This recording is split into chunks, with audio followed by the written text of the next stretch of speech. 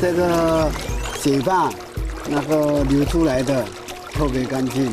我们这个石头放下去，那个切口它就进去了。在沟渠里堆几个石头，红枣树就有刘建发说的好水可以喝。今年新尝试有机栽种，红枣的食物也更讲究。糖蜜混水，加入菌种，再过入豆腐渣，8小10天就成了有机肥料。红枣吃得甜蜜蜜，果汁甜度就能提升。这是发哥想夺回红枣王宝座的新武器。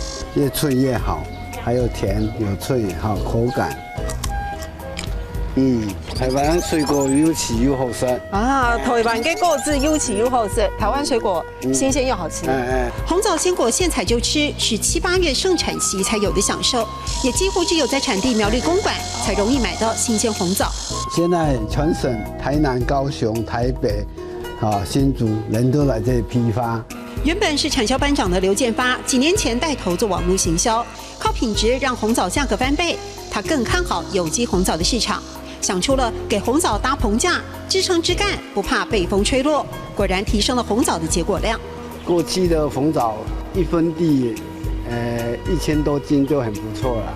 现在我们1分地可以加1倍，到2000斤。这一天，发哥还多了一个让产能效率增加的助手。在剪之前的话，那一台机器可以抵过3个人。至于不能省的工，还是要坚持。用日晒来干燥红枣，刘建发说绝对不用硫化物来催干，保证不黑心，才能给本土红枣找到长远的商机。人生发哥的刘建发对种红枣一直很有拼劲，今年在设备以及有机栽种的方法上求进步，希望让红枣的质和量都更好。